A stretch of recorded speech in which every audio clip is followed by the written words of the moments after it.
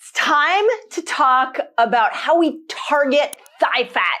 Here's what's really cool. I know so many of you are losing weight with fasting, and sometimes that makes that fat show up a little bit more. And I also know that some of you are really working on bringing your weight down, and you want to target certain areas like your thighs. So in this video, what I'm going to do is I want to show you 4 of the best ways to approach targeting something like losing weight around your thighs. So if you haven't joined me on any of my videos before, please know we're going to start by giving you a big picture of understanding how the fat even got there in the first place. And then I'm going to go into the 4 things so that you never forget it and you can live in a body that you absolutely love. So let's dive in.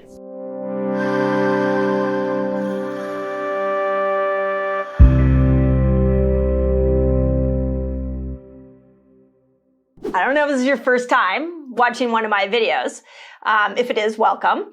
If it's not, I'm hoping that those of you that are watching several videos, you're starting to see some trends in the lessons that I'm teaching you.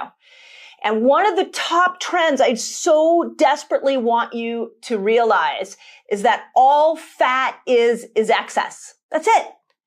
When we look at ourselves in the mirror, we say such nasty things when we don't like what we're seeing, especially when it comes to areas that have accumulated fat. What if you just stopped for a moment and you just realized, okay, that is extra stuff that my brilliant body has decided to store. So now my job is to tell my body it needs to let go of that storage. It's that simple. So, I mean, it would very much be like if you went to one of those big grocery outlets, you bought a ton of groceries, you pushed all your food in the pantry, and then you realized, oh my gosh, I have extra food, I better store it in the garage. When you got through with the pantry food, your brain would say, hey, let's go find what we stored in the garage. You can do the same thing with weight loss. You can signal to your body, go find what you stored years ago. And here's how we can approach that. And the first way is we can approach that by, of course, fasting. This is why I love fasting, because it's one of the very few, I shouldn't say the only, one of the very few tools that will allow you to tap into the storage. One of the things in Fast Like a Girl that I mentioned is a fasting length of 17 hours called autophagy fasting. And I want to highlight this word autophagy for a moment, because autophagy basically means that we are cleaning up your cells. And what happens in your body as it accumulates excess, so specifically as it accumulates excess sugar, is the first place it's going to put that excess typically is in the liver. This is why a lot of you see that your blood sugar goes up when you've been fasting for a while. The liver's dumping out that blood sugar. It's a process called gluconeogenesis. The second place it typically puts it is in muscle, because it knows those are usually pretty good spots, because the body's like, hey, I'm going to go access that. So it'll put it in muscles. And the third place that it'll put this stored sugar is in fat. So when we look at this concept of autophagy, what you're signaling by fasting longer is you're signaling this autophagy response in the cell, where the cells push out all that stored sugar. And we want them to push out the stored sugar around the muscles if we want to get these thighs looking really good. Second thing that we want to focus on is we want to focus on building muscle. And I've talked about this in a lot of videos, because what's really interesting about building muscle is not only is it incredible for longevity, but and you need muscles as you age. But when we have more muscles, we have more insulin receptor sites. So we have more gates to push the sugar into the muscles, so the muscles can use that for energy as opposed to storing it. So when we look at those 2 principles, my brain goes, okay, I've got 4 things that I can do to be able to stimulate autophagy and to make sure that I'm growing muscle, so that I love looking in the mirror and looking at my legs and going, yeah, I look pretty damn good. And that I can actually enjoy living in this body, which is really the goal of being a certain weight, a goal of whatever you're trying to do with your body. I hope the number one goal is that you're enjoying living in it. So here we go. Here are the 4. 1, I already said it, fasting. So, but you got to go, if you want to stimulate autophagy, we got to get you over 17 hours. So 17 hours, starts autophagy, 72 hours is max autophagy. So if we want to start to get rid of this weight that's around your thighs, we've got to get you fasting fairly often between 17 and 72 hours. So keep that in mind. A lot of you are doing the fasting lifestyle that I recommended. You've got that fasting variation going, which is great. You don't have to 17-hour fast every day, but at least once a week. And you might throw a 72-hour fast in once a quarter. And maybe once a month, you throw a 36-hour fast in. So if you've been kind of comfortable around 13, 15 hours and you're wanting to drop weight around your thighs, you're going to want to throw in some of these longer fasts. So that's principle number one. Okay, second principle. When we look at how we can stimulate autophagy in muscles outside of fasting, there's a very specific type of workout that stimulates autophagy, and it's called HIIT training, high intensity training. And HIIT training looks like this. You're going to get your heart rate up for 30 seconds, and then you're going to rest for 30 seconds. And then you're going to get it up for 30, and then you're going to rest for 30 seconds. And if you do, the science says really, if you do that 8 to 10 times, you actually starting to stimulate autophagy. A lot of people do this. If you think 30 seconds is of exercise followed by 30 seconds of rest, that's a minute. Just pick a 15-minute period of time throughout your day. We all have 15 minutes to do that. And make sure that you're doing this 30 seconds on, 30 seconds off to stimulate autophagy. Now, if we want to go after the thighs, what we might do is you might do jumping jacks. Or squat jacks are my favorite, where you're jumping, but you're in a squat. We do them all the time, by the way. If you ever join or you're a Reset Academy member, every Saturday morning I work out with my group because I love working out, but I love HIIT training because it's so efficient. And we do a lot of squat jacks. So squat jacks, regular jumping jacks, frog jumps where you're touching the ground and then jumping up. Anything that's going to work those thighs is going to draw attention to, hey, body, this is where I want you to stimulate autophagy. And so it's the sheer fact that the thighs have to work harder tells the intelligence of your body that it needs to make that area stronger. And one of the ways it makes it stronger is by releasing the stored sugar in there. So you have enough sugar that's circulating around that muscle to perform the exercise. So it's literally like you and the intelligence lining up together so that you can tell the body where it wants to go. Okay, so number one was autophagy fasting. We're going 17 hours or longer. Number two is HIIT training, 15 minutes of this 30 seconds on, 30 seconds off. I know a lot of you are going to ask me, well, how long am I supposed to do that for? And I'm going to tell you that it's really up to you. How motivated are you? For me, when I exercise, variation is key. I never do the same exercise day after day. So maybe 3 times a week. The trick I will tell you with HIIT training is that you do have to push yourself. If you want to get that autophagy experience in the cells around the legs need to be burning and you need to be out of breath. So just, doing like some jumping jacks lightly for 30 seconds isn't going to do it.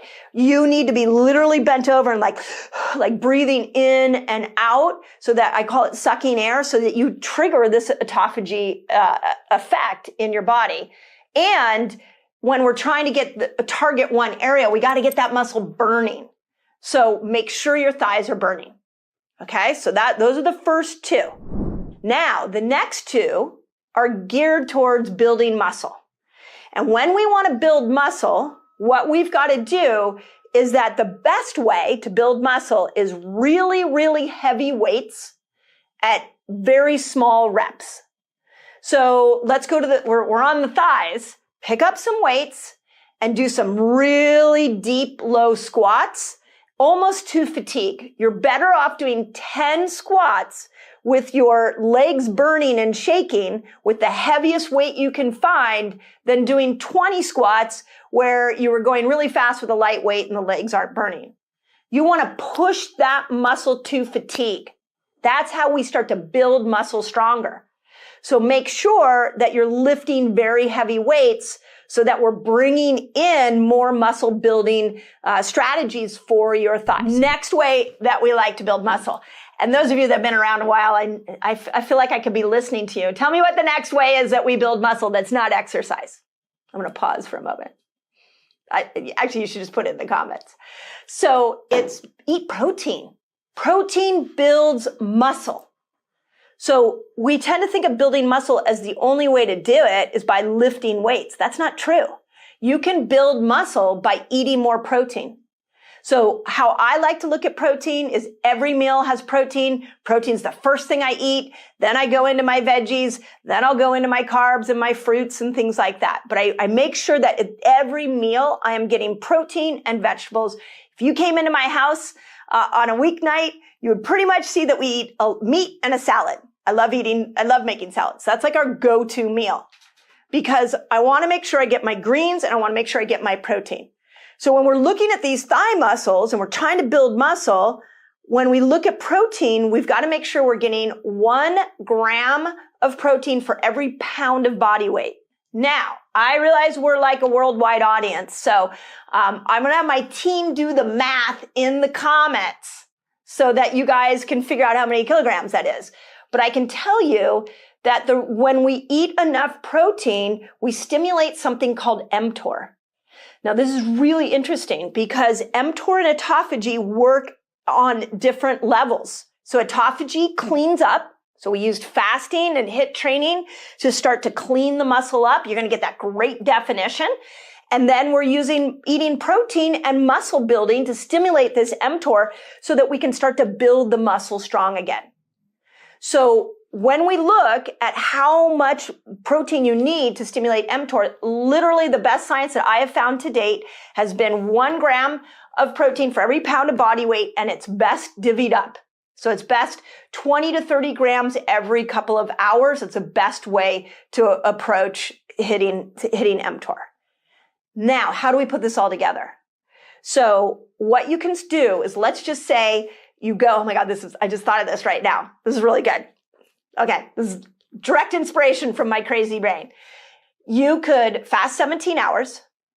At the 16th hour, or maybe about the 17th hour, let's just say it's 17 hours, you go and you work out. And you start by HIIT training.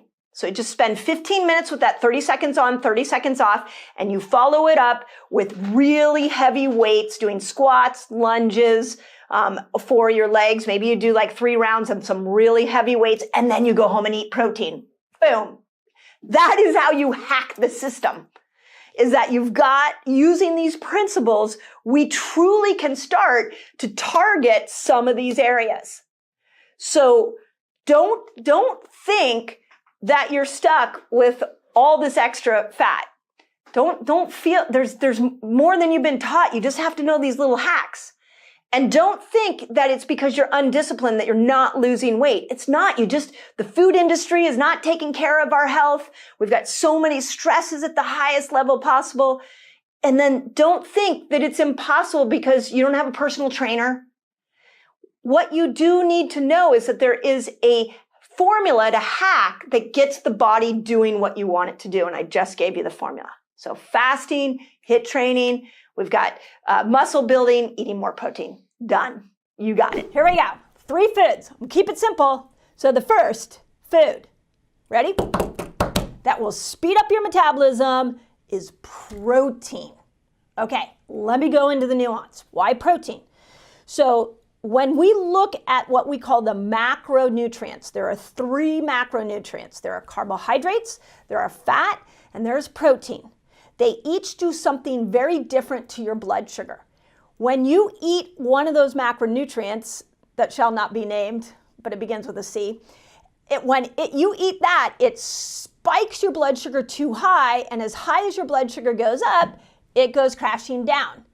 Whereas protein, what protein does is it doesn't spike your blood sugar. So protein is a stabilizer of blood sugar.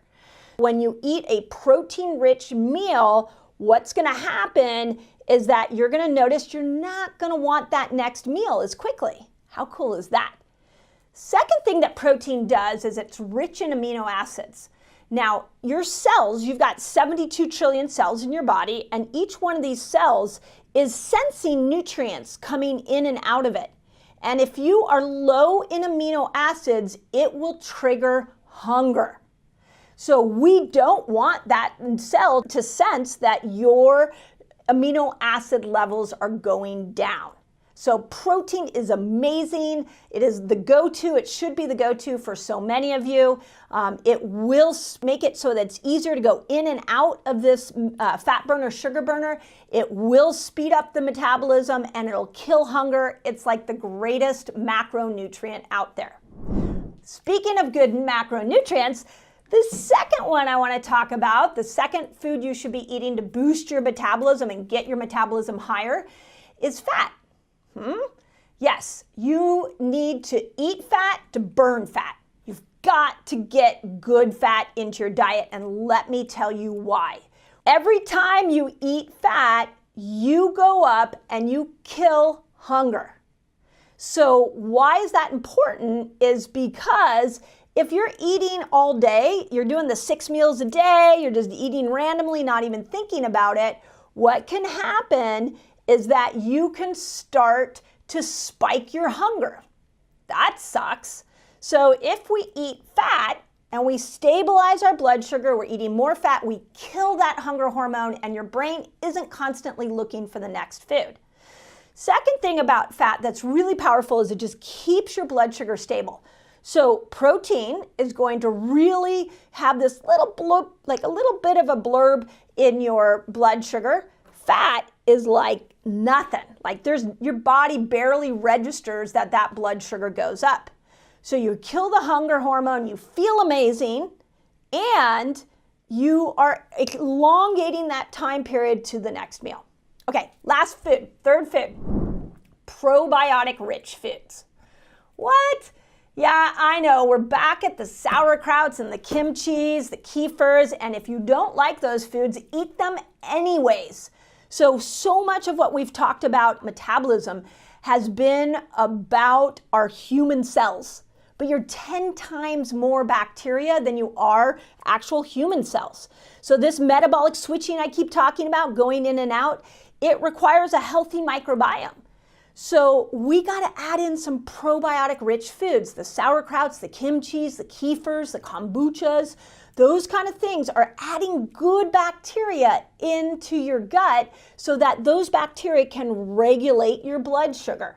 So when we add probiotic-rich foods back in, we feed those little gut bacteria, and what ends up happening is we stop craving the harmful foods. I want you to love the body that you're living in. So if you have to muscle through a cup of sauerkraut every day so that you can feed those bacteria, get good bacteria in there to spike your metabolism, let's do it. Let's do what's right for the body so you can love living in the body that you are walking around in. Okay, here's a new concept you may or may not be aware of, and it's super important for those of you who are trying to lose weight. For starters, you have two types of fat. You have white fat and you have brown fat. And white fat has less mitochondria in it. And so it's harder to burn white fat. And white fat, it typically likes to build around 3 areas in your body. It builds around your chest. So, for women, this can be the white fat in their breast. For men who are maybe even building some man boobs, that can be all white fat, which is why it's so hard to get rid of. They don't have as much mitochondria in it. Our abdomen, visceral fat to me, visceral fat and abdominal fat are very much the same type of fat, and they're white fat. Less mitochondria. Visceral fat, of course, is the fat around your organs. And then the third place that this white fat likes to go to are your thighs, specifically the upper part of your thighs. So the name of the fat loss game is let's not accumulate white fat. But what if we've already accumulated it? The next name of the game is how can I turn white fat into something called brown fat? Brown fat is more burnable. It has more mitochondria. And so the more we can turn white fat into brown fat, the quicker and the easier that is going to be to burn. So this is really important for those of you that are struggling to lose weight. I want you to think this through because it's possible that fat. You just need more brown fat, and then everything you're doing is going to work for you. Okay? So here's what cold showers do. First is a cold shower will help convert white fat and turn it into brown fat. How does it do that? It does that by supplying and activating more mitochondrial energy inside that white fat. So you can change white fat. It doesn't have to stay white fat, and you can turn it into brown fat so it's easier to burn. Fasting, by the way, does the same thing. Mix a cold shower with some fasting, maybe right before you go back into food, right before that break fast meal, you would do a cold shower so that you're activating and really making sure that you're getting this white fat turned into brown fat. The second thing that we know cold showers will do is they will actually start to burn more brown fat. So it's kind of like, when we have a prebiotic that kills bad bacteria but also feeds good bacteria. When I look at a shower, a cold shower, it not only converts white fat into brown fat, but it also gets your body promoting more brown fat burning because of this mitochondrial control. Now, here's something really interesting to think about, which is, okay, how cold does the shower have to be? If you're like me, this is where I went with this information. I was like, really? I'm not a fan of cold showers. I know I always feel better afterwards, but not necessarily something I'm like, yay, I get to take a cold shower today. So here's what you need to know. The shower needs to be 58 degrees. 58 degrees Fahrenheit is how cold that water has to be, and you want to be under that cold shower a minute to 2 minutes. The goal is you don't want to be shivering. So if you want to turn this white fat into brown fat, you don't want to shiver. So those of you that are cold plunge lovers and you're jumping in the cold plunge all the time and you're shivering in there, there's a benefit to that. But if we're trying to turn white fat into brown fat, we want to keep it the water around 58 degrees. We don't want to shiver. A minute or 2 is all you need. Another way of looking at this, and in the article, the study talks about this, is that it doesn't just have to be a cold shower. So I started to look at these principles of white fat, brown fat, and I was like, okay, well, where else can we put ourselves into some colder environments to get this transfer of white fat to brown fat and then to burn more brown fat? Well, being cold, outside being cold, in your house being cold,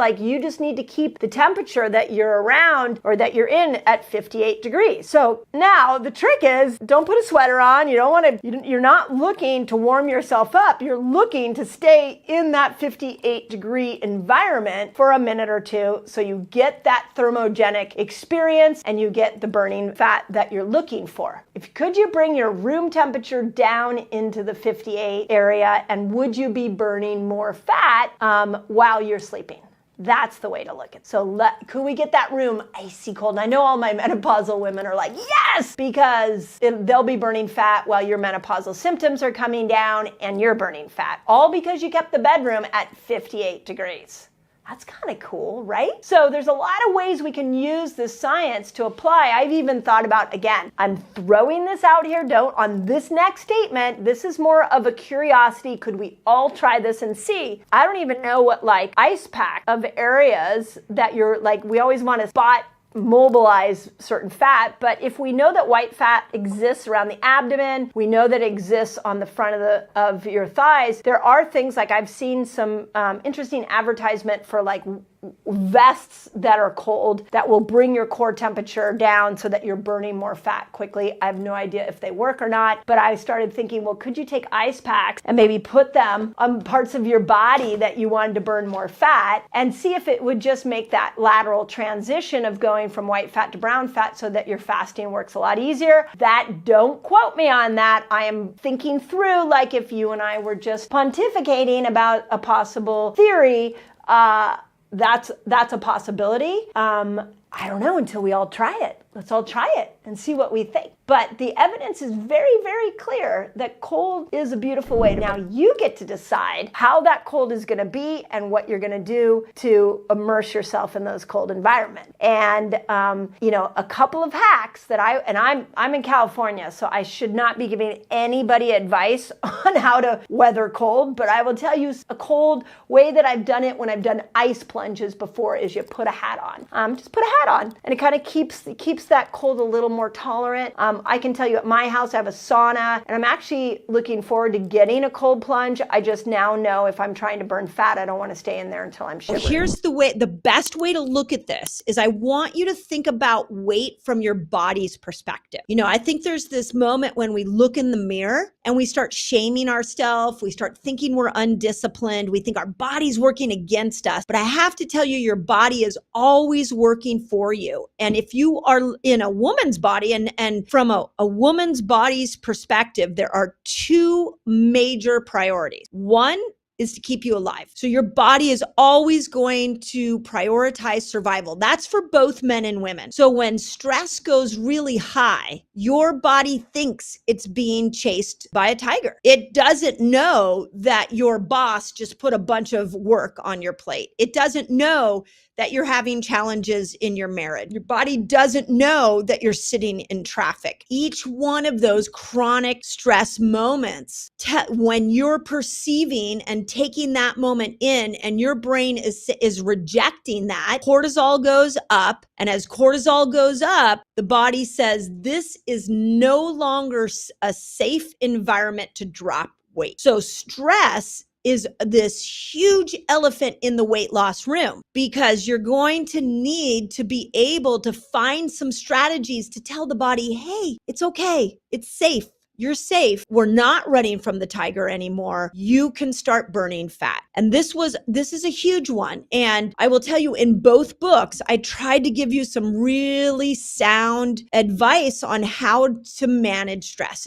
And I put in there something that I love called the rushing woman syndrome. And the rushing woman syndrome is a really cool concept. I didn't come up with it. Dr. Libby Weaver came up with it. And I love it. There's a book called The Rushing Woman Syndrome. I talk about it all the time because it changed my life the moment I jumped into that book. But what was interesting about this concept around being a rushing woman is that when we are constantly on the go, when we are constantly doing too much, when we are constantly under stress, hormonally we shut down. And you have to remember that weight loss is a hormone issue, not a calorie in, calorie out issue. And so when cortisol goes up from our rushing woman lifestyle, all of a sudden you become insulin resistant. And when you're insulin resistant, now all of a sudden your sex hormones go off. So the first thing you're going to need to address is, how are you going to manage stress? And there is acute stress and there is chronic stress. If you live in this overscheduled life where you're just rushing from thing to thing to thing, the first tip I'm going to give you under the category of stress is you're going to have to slow your life down. You're going to have to create some moment in your week, in your day, where you just slow down, because you will not lose weight as long as that go, go, go mentality is present. So that would be the first thing, is let's address the rushing woman's lifestyle. And men, you're the same way. I do feel like we as women, this rushing lifestyle affects us more when it comes to weight challenges, but men, you could also fall into this category. Now, I also want to talk specifically to my menopausal women and women over 35. I used to say 40, but it appears that we're now seeing perimenopause hitting around 35. So at 35, what I want you to remember is that your ovaries are starting to wind down. And in that winding down, your ovaries are going to have to hand over the job of making sex hormones to your adrenal gland. So if your adrenals are working overtime to keep up with this rushing woman's lifestyle, all of a sudden the sex hormones get thrown off, you become insulin resistant, and you will struggle to lose weight. So let's start by reorganizing your work week. Like, reorganize it. I can tell you, I've talked about this on many podcasts. I've written about it in my books. I have a golden rule. Friday afternoons and Sundays are my rest day. And when I'm traveling, when I'm speaking at conferences, I make sure that I'm home on Sunday so I can have that down day before I start Monday. And Monday through Thursday, I pack most of my work in. And then Friday's a half day. Saturday, I do a workout with my Reset Academy that I love. It doesn't feel stressful to me. And Sundays I have off. And I've been doing that lifestyle for many, many years throughout my whole perimenopausal years, my whole 40s. That worked tremendously well for me to be able to have some down moment in order for my nervous system to relax, cortisol to come down, for me to become more insulin sensitive so that I could balance those sex hormones. The second part of that rushing woman lifestyle that I really want to address is the overexerciser. And the overfaster. I'm seeing a lot of overfasters that are stuck with weight loss as I'm out in the world speaking at conferences. And it's really interesting. A lot of the women that are struggling to lose weight with fasting right now are actually, they've been fasting too much. Think about this. This is also a stressful situation. If you are pushing yourself with your exercise all the time, if you're doing one meal a day all the time, if you're pushing yourself with the extreme health habit, that's added stress. And this is what I love about living in a female body, is that our body is actually demanding that we let up on stress every once. And one of the reasons, or the ways your body will tell you it's been too long, there has been too much stress, is that it will stop losing weight. And in some situations, you will start to gain weight. I have in my clinic for so many years, I just sat in the trenches with so many women that just told me they couldn't lose weight. And a lot of them were like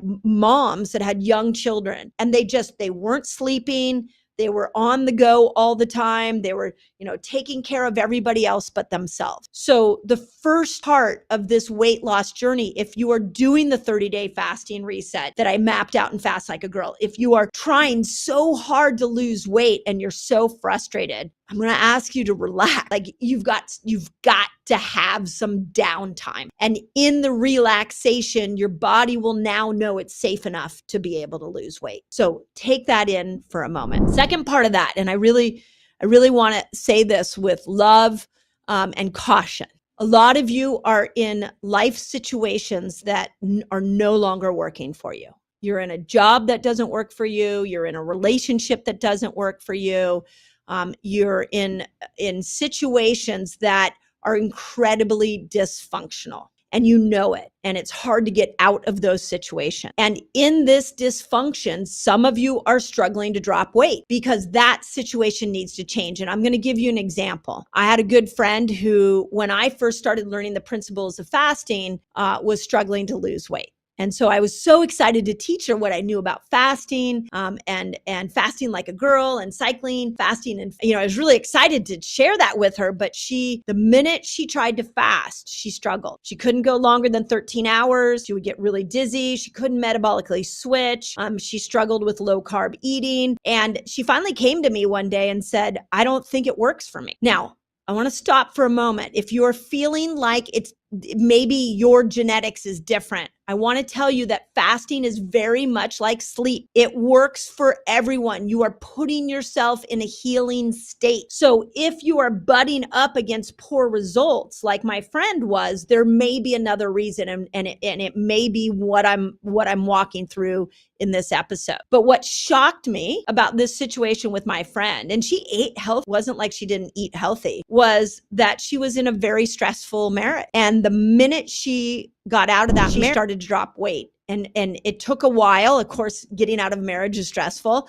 And about a year after she got out, she came to me and she said, fasting's working for me now. Now, I'm not saying go out and change your relationships, but I'm asking you, what I'm seeing so much as I'm out there talking to you all at conferences is that so many of you are turning on yourself in that moment. You're thinking that it's your fault, that it's not working for you. So therefore you're have feelings of guilt and shame. And some of you are boomeranging back into food to try to get that dopamine rush because you're saying horrible things to yourself. And when it comes to weight loss, we have to remember that you cannot lose weight when chronic stress is around. Now, many of us have experienced acute stress where something traumatic happens and all of a sudden we drop a whole bunch of weight. I'm not talking about that. I'm talking about chronic, everyday go, go, go, go, go stress mixed with situations in your life that are no longer working for you. Now, I can tell you a couple of interesting things I've done with stress. One is walking has become a major stress tool for me, mindfulness tool. And let's talk about that for a moment. It's a really cool tool because what can happen is when a stressful moment hits, the worst thing you can do for weight loss is to sit. What you want to do when stress hits is go walk, go move, use that cortisol. So you can do air squats, you can go for a walk.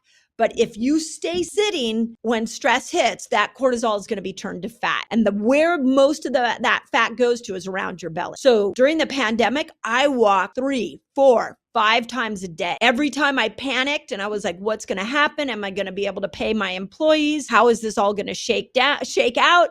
And I could feel the cortisol coming in. I went for a walk so I could use that cortisol, not store it. So please know that when stress hits, walking's probably one of your best tools. You've got to give to yourself first. And this is something that I figured out when I was in my early 40s. I watched 2 really close friends dramatically change their lives by moving out of my town, which really upset me. I'm not gonna lie. It was really, really sad. But what I saw happen, because they were my best friends, is that when they moved to a different city, it created this pattern interrupt to their life. And all of a sudden, they started to see things different. They started to see their marriage different. They started to interact with their kids different. You know, dopamine loves novelty. So every day was exciting and they were exploring a new town, and it like cut that stress moment. And they were able to rebuild the way they wanted their life to be. They were able to create more balance between stressful moments and non-stressful moments. And I watched this and I thought to myself, well, I'm not leaving my town. I've lived in the same house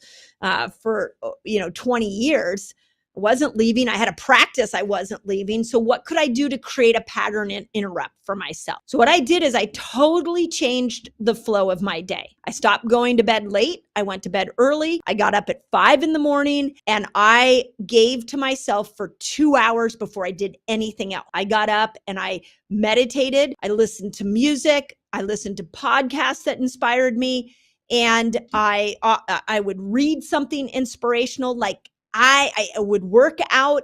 Everything I did in those first 2 hours of the day was to give to me. So what I found happened in that moment is because I gave to me first, that throughout the day, that part of my brain was no longer saying like, nobody takes care of me. And a lot of us, especially women, we have that. We have that syndrome of like, I'm doing something for everybody.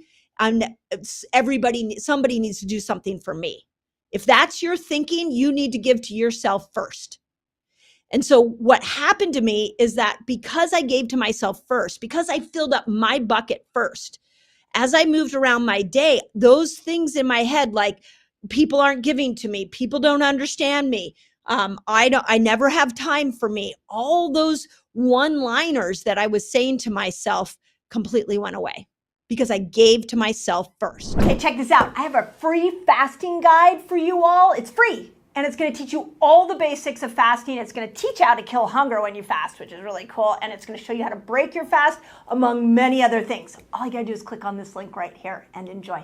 Let's chat a little bit about, this is a perfect opportunity to talk about some of the do's and don'ts with when you get above 24 hours. Yeah. Right? Yeah. Generally speaking, everybody knows that 24 hours for most people, again, all those disclaimers and everything like that people talk about there to make sure nobody sues me or you. Yes. But people know that it's generally regarded as safe, right? Yeah. And anybody can do it, and you don't really have to think too much about those components. And again, people are still having water during this time, right? Yes. What else might they be having that could help a 24-hour fast? And then let's go look at the longer fast and see if there's any tips and do's and don'ts around fasting.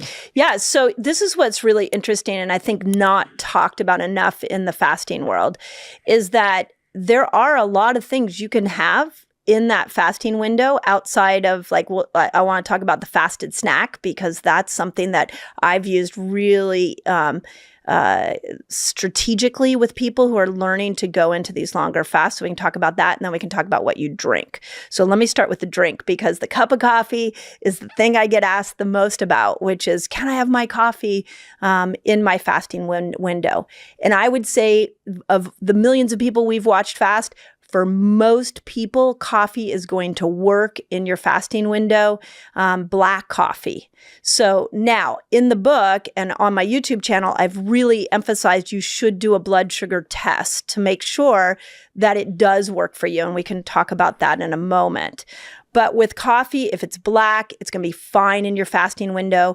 If you add MCT oil, even better, because it'll start to move you over into this fat-burning ketogenic system quicker. Once you start adding cream, you're going to have to really do the blood sugar test and see if cream works for you. And this is the blood sugar test. You take a blood sugar reading. If you have a CGM, great. You can get like a handheld, like a Keto Mojo or something like that. Get your blood sugar baseline, have your cream and coffee, and then a half an hour later, take another blood sugar reading. And are those two readings similar? If that second reading is 5 points or higher difference than the first reading, it pulled you out of a fasted state. So you're going to want to play with, maybe pull the cream out and see if what happens if you just do black coffee. Sometimes doesn't that, because most people have their black coffee first thing in the morning and your cortisol is going up. So your blood sugar, like I notice for me when I'm wearing a CGM, sometimes there's that just natural variation of my blood sugar going up in the morning, which coincides with people having their coffee. Yeah. So should they wait a little while to have that just to make sure that that doesn't interfere? Yeah. If you want to be as pure with the testing, I think it's a great idea. Is like, know when your cortisol goes up, know your coffee habits, all that. So you might, if you had a CGM, you might understand what that natural rhythm is first. And with that spike of glucose, and then add the coffee in the next day and see what it does. Does it? And have you seen enough situations where cream does sort of move people's blood sugar up? Significantly? And this is a whole nother rabbit hole of information, but what controls our blood sugar is our microbiome. So it's all the questions I've been asked. I mean, this is the most common one. And, I can't say that women should do it this way, men should do it this way, because your microbiome and my microbiome are completely different. I would say people with a good, diverse, healthy microbiome typically get away with cream in their coffee, and it can actually cause their blood sugar to go down. And so then it actually helps them in the fasted state.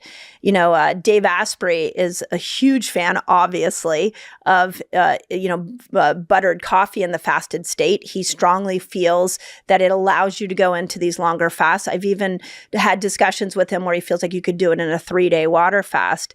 I would say it probably works really well for his microbiome. We just need to get to know our own bio-individuality, and we have to get out of these absolutes. So that's why I like the blood sugar test. Totally. I'm one of those individuals that liquid sources, concentrated sources of higher saturated fat creates, again, probably because my gut microbiome creates a little bit of like an endotoxemia reaction. That a high concentration of that I'm okay with butter being used to cook food and things like that. But if I have it in liquid form, I notice immediately from my history of having acne as a teenager, being on things like Accutane, antibiotics, other stuff. There you go. I notice immediately the redness in my skin.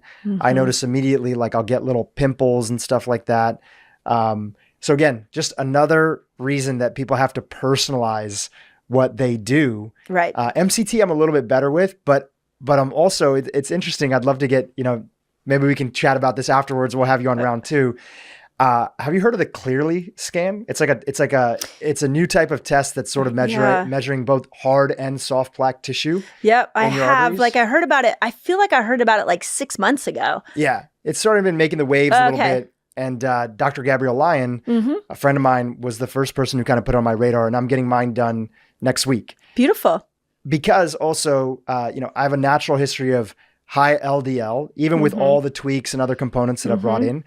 But again, we know that there's like a whole nuanced thing when it comes to LDL and of course cholesterol and other stuff. But this feels like another test to add. I'm not affiliated with them in any capacity, but another reason why I'm temporarily just minimizing like concentrated liquid sources of saturated fat while I get clear on sort of my own personal situation when it comes to cardiovascular disease and family history and stuff. And this is, I think when it comes to health and nutrition, we really get into danger when we look for absolutes, because we are all, because of the microbiome, we are so diverse, and your microbiome and your exposure to what stimulates your microbiome is going to be completely different than mine.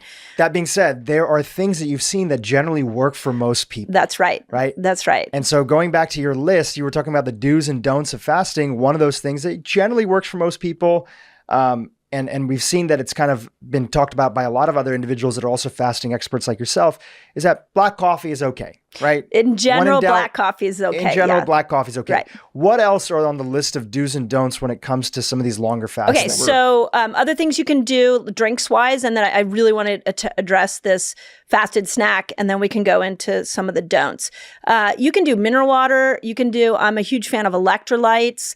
That's really, really works well to make that fasting window just a little bit easier. We noticed really that was like a turnkey thing for people going into those longer, a little bit of, to me, a longer fast, I guess 24 hours will feel like a lot to some people. So if you do your coffee, you do some electrolyte packs, you might notice you can go a little further.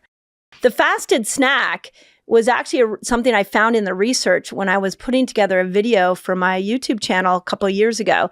And here's what the research showed, is that if you had pure fat and it didn't raise your blood sugar, and you wanted to fast longer, you could still get the same metabolic advantages that people who fasted, let's say 24 hours, if you fasted 17 and you're like ready to die, but then you had a full fat bomb, like a half of an avocado. But I've used even bone broth, something that's really rich in fat, but didn't elevate your blood sugar, that it would kill hunger, and you'd be able to go fast a little bit longer, and you'd still get the benefits of somebody who didn't eat at all. So in the case of like a lot of the commercial bone broths that are available out there that are still like good quality. Yeah. Looking at, I started a new like strength training program, so I have to like measure everything that I do and calculate it in.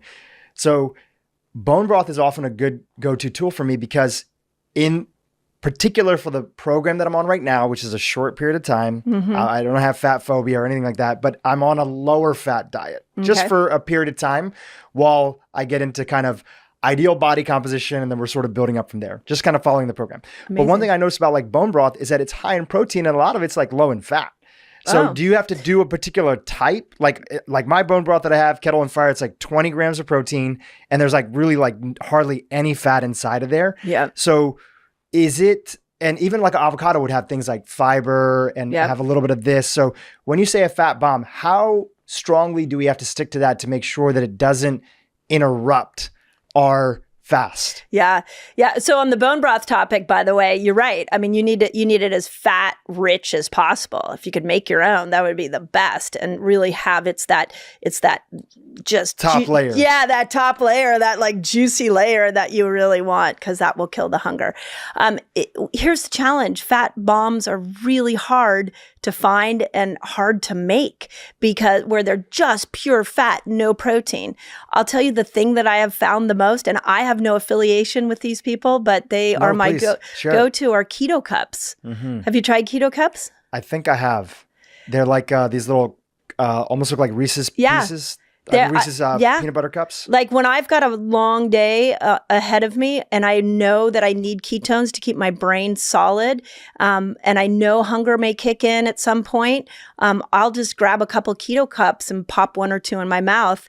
Kills hunger, doesn't take me out of a fasted state. I still get all the benefits of those ketones, and I can go longer without having to stop to eat a meal. Great. So that's where like a tool like that could be a useful It would be amazing. component. I know a lot of you guys are looking to target certain areas, so you can check out the next video where I go through the 5 things you can do to get rid of flabby arms. Doing push-ups and tricep dips, do as many as you can until you're like, no more. Now we've released all that sugar. Go in the kitchen and eat some protein. Maybe you eat some eggs,